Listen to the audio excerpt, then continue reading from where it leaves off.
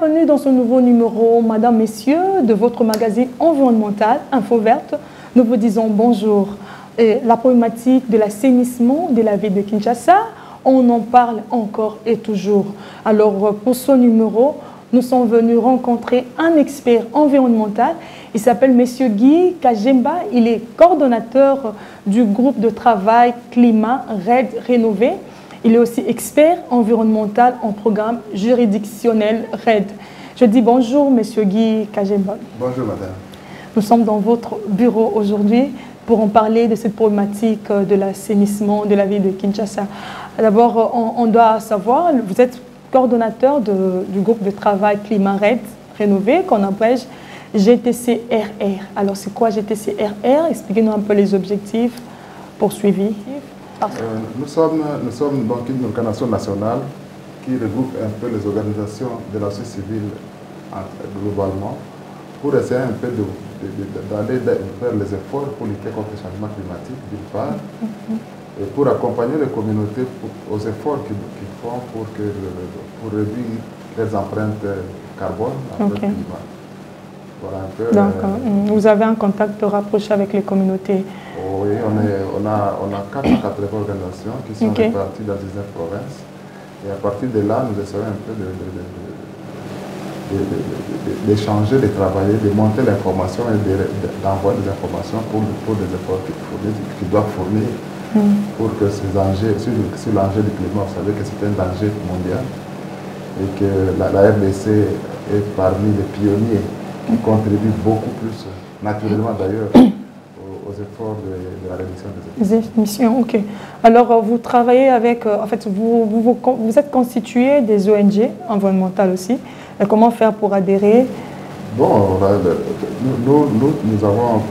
nous n'avons pas de conditions comme telles. Nous voulons seulement que tout le monde mette les énergies ensemble parce que c'est un travail dur. On ne peut pas le faire de manière isolée, parce que tout le monde peut être victime du changement climatique. Et que donc l'adhésion est là, tout le monde adhère. Nous avons des réseaux, des organisations au niveau national qu'au niveau local, qui dans leur dynamique, s'ils pensent qu'ils peuvent travaillent dans le cadre du changement climatique de l'environnement, ils sont toujours les bienvenus, soit en province, soit ici. Et ça nous permet en même temps aussi d'échanger avec les informations que nous recevons au niveau international, au niveau national, et en même temps aussi de remonter les informations, les alertes, les informations qu'ils ont sur le niveau local. Donc vous existez depuis combien de temps? Et jusque-là, comment trouvez-vous les résultats de vos actions sur terrain et tout? Bon, nous sommes là depuis plusieurs années, ça fera peut-être 10 ans que nous sommes là. Ok. Et nous progressons, nous sommes un peu conscients que le défi est immense, le changement climatique c'est un problème sérieux et que donc nous continuons notre plaidoyer et, au niveau de la RDC, on est vraiment au centre de toutes les discussions sur les questions de climat parce qu'il n'y a que la société civile, le groupe de climat rénové qui travaille de manière regroupée sur les questions de l'environnement. Ok. Alors, nous sommes en train de parler, nous sommes venus vous voir parce que vous êtes aussi environnementaliste. Certainement, vous avez un mot aussi sur l'assainissement de la ville de Kinshasa. Alors, le sujet actuel, l'actualité, le gouverneur Daniel Bumba a donné 72 heures au bourgmestre afin de lui présenter un plan opérationnel de gestion des déchets de chaque commune. Alors, je ne sais pas, vous jugez cette mesure comment? Est-ce que c'est possible d'arriver à mieux gérer les communes?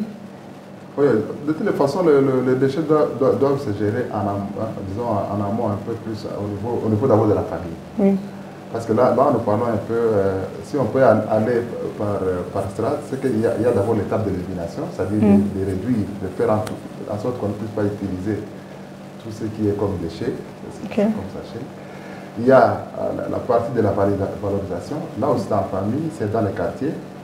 Et que donc le bourgmestre doit avoir une politique, une stratégie pour adresser ces questions-là. Comment sensibiliser les communautés, les hommes de quartier pour faire des efforts afin de réduire leurs empreintes carbone. Après, ils doivent travailler beaucoup plus aussi pour comment transformer les déchets. Il y a des déchets. D'abord, la transformation suppose qu'il faut les séparer. Il y a des déchets plastique, oui, de cadavres. Et que donc, si on fait un bon tri, au niveau même des foyers ou des parcelles, on peut avancer vers maintenant, on a la question des traitements. Les traitements, enfin oui, les traitements, ça c'est les traitements qu'on disait. Maintenant, les transports. Il y a aussi les transports qui vont intervenir. Là, il faut s'assurer que les bourgmestres ont trouvé un mécanisme pour s'assurer qu'il y a un centre de dépôt de déchets qui est bien défini et qui ne présente pas de danger pour les populations. Et après, il y a tout ce qui a comme... le transport ne commence par les communes, bien sûr, mais si on les attache quelque part, ça pose un problème. Il faut à un moment donné les amener vers les grands centres d'enfouissement. Donc c'est un travail qui doit être fait en chaîne, c'est-à-dire les mouvements doivent travailler avec les quartiers. Et dans les quartiers, il doit y avoir des brigades de sensibilisation, d'information sur la nécessité de séparer les déchets, de les déposer, ainsi de suite. Et voilà, donc on espère que si c'est coordonné et s'il y a un canevas pour que le travail se passe très bien, on peut avoir un plan. On peut avoir un plan, on pensait qu'on peut avoir... On peut avoir un plan, mais le plan, ça ne suffit pas, ça ne dit rien. Nous sommes dans un pays où on a beaucoup de plans et de textes. C'est ça, c'est ça aussi. C'est maintenant la logistique qui doit suivre. La logistique suppose qu'il y a qu'on met en place, qu'on vend ou qu'on distribue les emballages, les sachets pour trier les déchets dans les parcelles. Et après, les amener où? Après, on amène les décharges. Dans les décharges qui sont bien définies. Et après, dans les décharges, il faut régulièrement qu'il y ait des camions ou des tracteurs qui viennent les ramasser pour les ramener vers les centres d'enfouissement. Et ça, c'est tout un travail. Tout un travail. Et donc, les gouvernements vont faire leur partition, le gouvernement doit faire sa part, le gouvernement doit faire sa part, et la population doit faire sa part. Parce qu'il y a tout un travail de sensibilisation. Là, on parle des collègues des déchets de foyer, mais il y a des déchets qu'on trouve sur la route. C'est ça aussi. Il ne faut pas que les gens continuent à jeter des... C'est là où je pense qu'il faut aussi que ces brigades où la commune ou la ville doit avoir des sanctions, des amendes.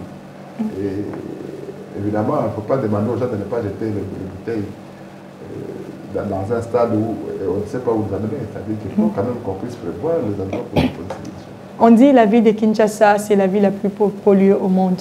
Alors, vu l'état de pollution constaté dans la ville, selon vous, vous pensez vraiment que le programme du gouvernement va améliorer la ville?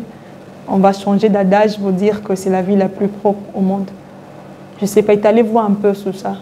Je ne sais pas. Vous proposez une brigade et tout, des sanctions et tout. Oui. Et que donc, ça c'est toujours possible. Toujours possible. On voit des grandes villes qui sont surpeuplées, qui font un travail. C'est une question d'en faire une priorité. Parce que ça faisait une année qu'on ne faisait rien dans cette ville. Une année ou 2 ans. Comment voulez-vous que la ville soit propre quand elle n'est pas... Même une maison comme fait 2 ans, dedans, vous ne nettoyez pas ce que vous avez à faire à une poubelle. Et que donc, c'est un peu ça le problème. Malheureusement aussi, nous avons constaté, il n'y a pas 2 ou 3 mois, on a lancé encore une usine. C'est ça. Une usine pour des fabrication de sucre. Oui. Et ça, c'est 1,2 million de bouteilles par jour produit. Est-ce qu'on a réfléchi sur comment est-ce qu'on va gérer ces bouteilles-là? Mais de l'autre côté aussi, l'usine a donné du travail aux gens. Le travail, oui. Vous travaillez dans quelles conditions? Qui personne de travailler pour mourir parce que le lendemain est malsain? Quel est le coût? Il y a même des milliardaires, il n'y a personne qui peut résister quand il est dans un endroit malsain. Même s'il a des millions, il ne peut pas résister. Donc la bonne santé vient avant tout. On va le travail comment si dans son quartier-là, on a des problèmes de saleté, de maladies, de tout et tout. C'est compliqué. Je pense qu'il faut beaucoup de réflexion quand on veut prendre des décisions comme ça. Ça ne suffit pas de donner 5 000 emplois, parce que c'est 5 000 emplois. On peut les donner autrement. Ces 5 000 emplois, on peut les recréer dans le système de recyclage et de débouchage de caniveaux. Si dans chaque consommation d'un individu, on ajoute, c'est pas moi, 100 francs. On peut faire la même chose. Parce que ces bouteilles-là ne sont pas données gratuitement, elles sont vendues. Mais on peut mieux penser, par exemple, la transformation, comme vous venez de le dire, de ces déchets. On parle de déchets plastiques qui peuvent être aussi... Il y a quelqu'un qui les transforme en pavés. Il y a beaucoup de choses qu'on peut faire de ça aussi. Oui, Au lieu de... Vous trouvez que fermer les usines, c'est une bonne solution? Non, je ne dis pas fermer les usines. C'est juste une question. Il y a des usines, ce ne sont pas les usines de distillés qui manquent dans cette ville, ou des autres. Moi, je ne dis pas qu'il faut fermer, mais il faut réfléchir sur ce qu'on fait de ces bouteilles-là après.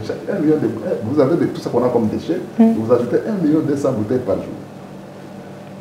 Est-ce que cette usine-là a un mécanisme, a prévu des mécanismes pour récupérer ces bouteilles et les recycler? Jusque-là, je dirais non, parce qu'on en voit toujours partout. C'est tout ça, la question reste la même. C'est-à-dire que il faut vraiment une réflexion approfondie pour savoir on se développe comment. Parce que c'est comme nous, quand on parle de changement climatique, on se dit le vrai développement ou le développement que nous avons aujourd'hui, c'est le développement qui a fait que la perturbation climatique vienne. Aujourd'hui, c'est ce qu'il y a comme pétrole. Chaque fois qu'on veut se développer, on met des machines, des choses qui émettent des gaz à effet de serre, comme la Chine, les États-Unis, ailleurs. Oui. Et que donc le problème, il faut savoir choisir des priorités, savoir orienter et trouver des solutions aux problèmes au lieu de donner. Et si on n'a pas de solution, ça ne sert à rien. Donc si aujourd'hui on a une ville qui est plus sale avec tous ces bouteilles, et que vous ajoutez 1,2 million par jour, dites-moi. Donc le gouvernement a du pain sur la planche. Est-ce que d'après vous, les bourgmestres vont s'y prendre avec ce programme? Comment? Vous avez par exemple des pistes à proposer en tant qu'environnementaliste? Ça dépend du sérieux du gouvernement. Et comme j'ai dit, il faut en même temps aussi qu'il y ait l'éducation civique et environnementale, en même temps aussi qu'il faut le renforcement de capacité de ces bourgmestres-là, parce qu'ils sont là, est-ce qu'ils comprennent un peu de quoi il s'agit? Voyez-vous, ils sont là, ils aiment bien voir le marché, voir les taxes de marché tout consomment, mais est-ce que s'ils comprenaient de quoi il s'agissait, s'ils sont renforcés en capacité, informés, sensibilisés et à la limite sanctionnés, à un certain moment on peut se dire que maintenant, nous on veut voir le temps que ça va prendre, voir les résultats et voir le plan qui est là et le chronogramme. Parce qu'il ne faut pas dire seulement qu'on va commencer et puis bon. Quand on dit qui les a, bon, ça dit bien, ça peut être qu'on va dans 100 ans ou dans 200 ans. C'est là qui ne garantit pas. Bon, c'est peut-être un slogan qui peut stimuler les esprits, réveiller les esprits pour amener aussi au changement.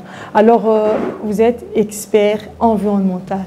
Est-ce que vous pouvez nous établir le lien entre changement climatique et dégradation environnementale? Parce que vous travaillez aussi sur le climat.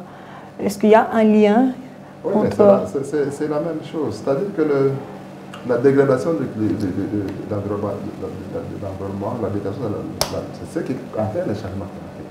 Ce qui fait qu'il y a des perturbations climatiques et qui revient dans un contexte où on a les inondations, on a des érosions, on a des vents violents, on a des incendies par-ci par-là. Tout ça, ce sont des conséquences de la dégradation environnementale, de la pollution. C'est tout ce travail anthropique humain qui amène vers le changement climatique.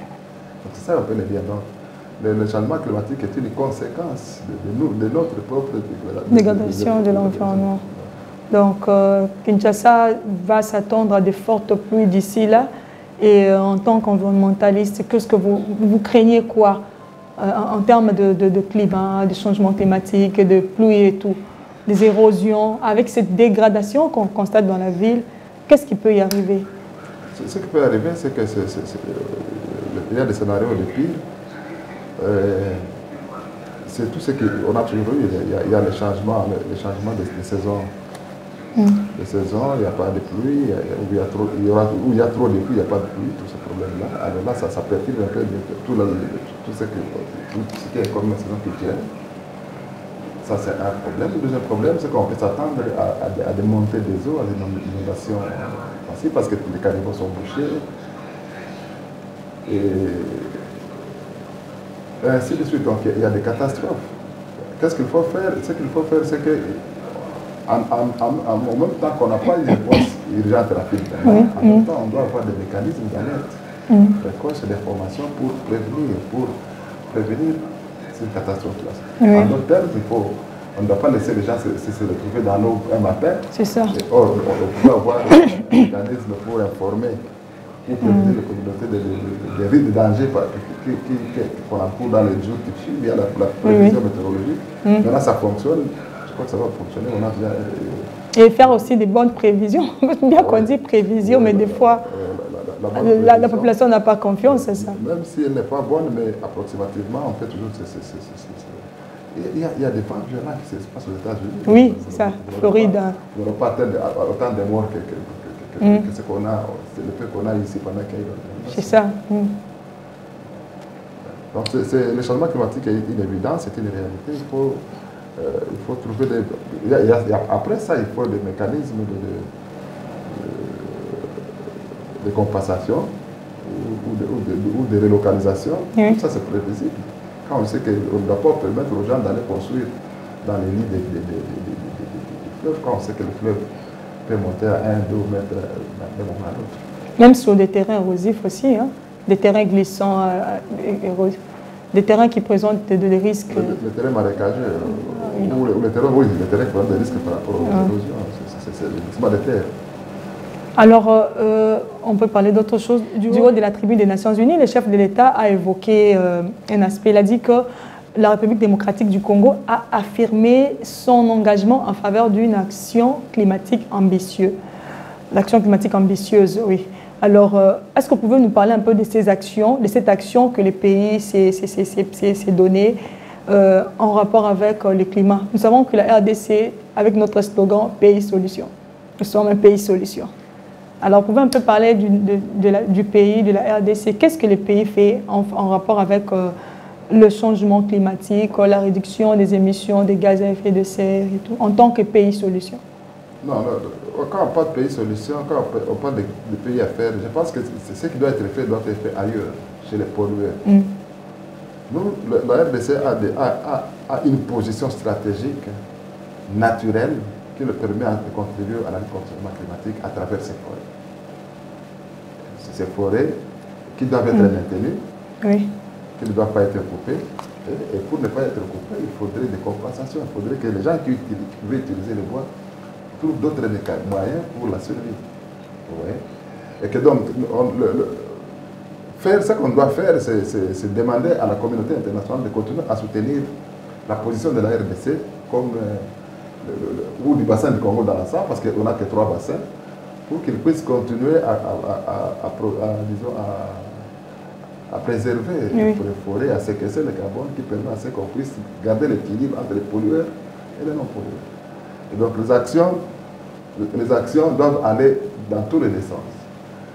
Donc, nous avons toujours dit que nous avons un acquis historique. Comme le dit certains, c'est historique, nous avons ces forêts sont là, il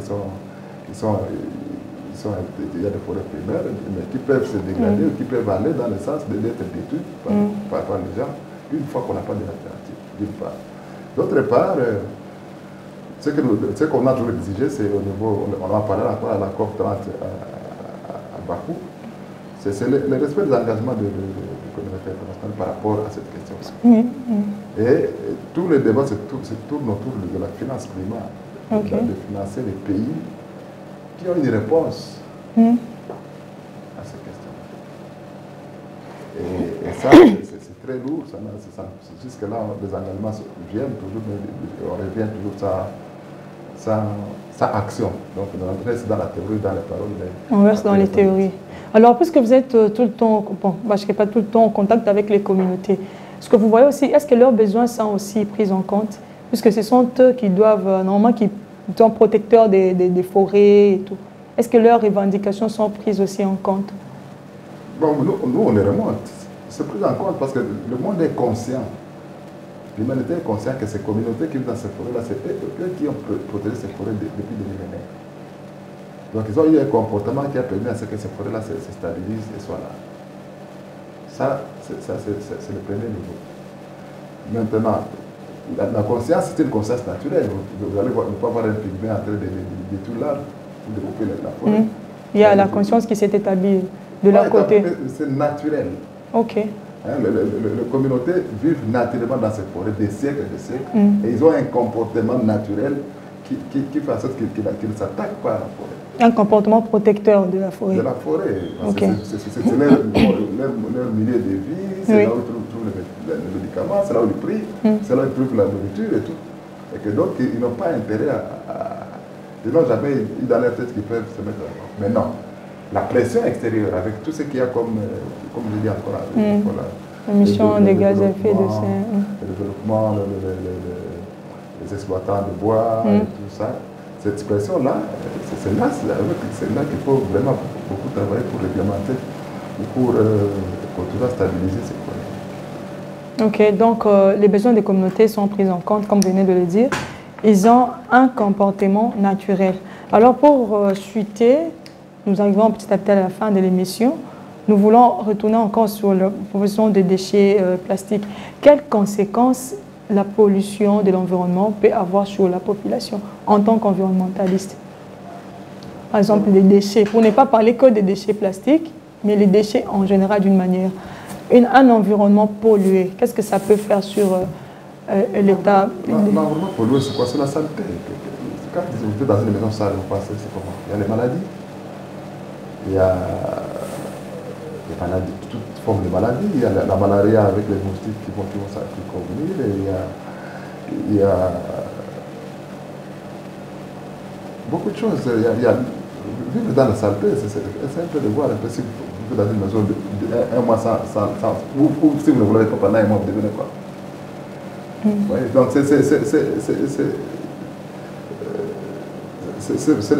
vraiment un danger pour la santé de la population et des enfants de vivre dans un cadre pollué, ce n'est pas propre. Et toutes les maladies respiratoires qui viennent après. Et vous voyez, je ne peux pas parler aussi de la biodiversité, des poissons ou des animaux qui vont pâtir, qui peuvent disparaître, qui peuvent avaler des morceaux de plastique. C'est ça, justement. Et que donc, ça peut poser tout un problème. Monsieur Guy Kagé, on vous sent très optimiste quant à l'assainissement de la ville de Kinshasa. Bon, je n'ai pas de jugement de valeur. Vous savez, ce pays, il est tel qu'il est. Nous, on va faire notre partition et l'État va faire sa partition.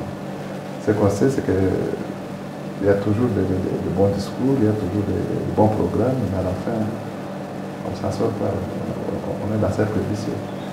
J'espère que l'initiative qui est prise, on va faire un contrôle citoyen pour essayer un peu de continuer à alerter, à rappeler les autorités qu'ils ont l'obligation d'assainir la ville, qu'ils ont pris l'engagement et qu'ils doivent aller jusqu'au bout.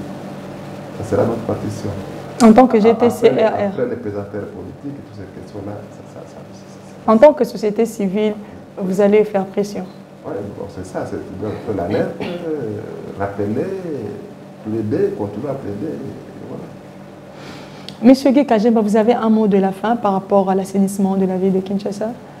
Oui, le mot de la fin, c'est que c'est une priorité et une urgence de continuer à mettre vraiment du paquet du travail sur l'assainissement de Kinshasa. Et ça passe, comme je le disais, par les différents niveaux. Il y a toute cette éducation civique environnementale qui doit être prise en compte. Il y a tout un travail en chaîne qui doit être fait en partant des familles jusqu'aux autorités, où les moyens, la logistique doit suivre pour les transports, et le renforcement des capacités et la formation pour la transformation.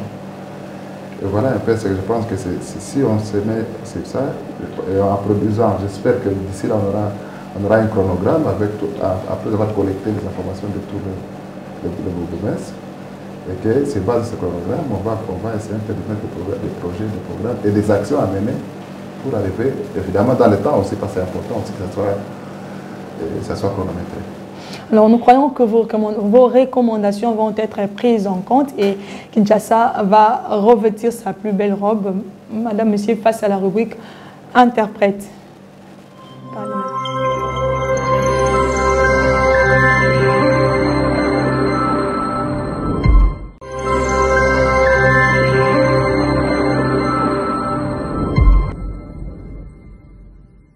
Parce que Mboko, Kinshasa, il faut battre la liboke pour babongisa basala bopeto esengi bato bazala na bato nyonso bayeba ke bopeto eza na ntina eke mosala oyo gouverneur apesi baprovince tolingi ekoma ntina suka nde tokolandela yango ekoma ntina suka ti tozwa misala nini ekosalema concrètement pour que Kinshasa ebonga.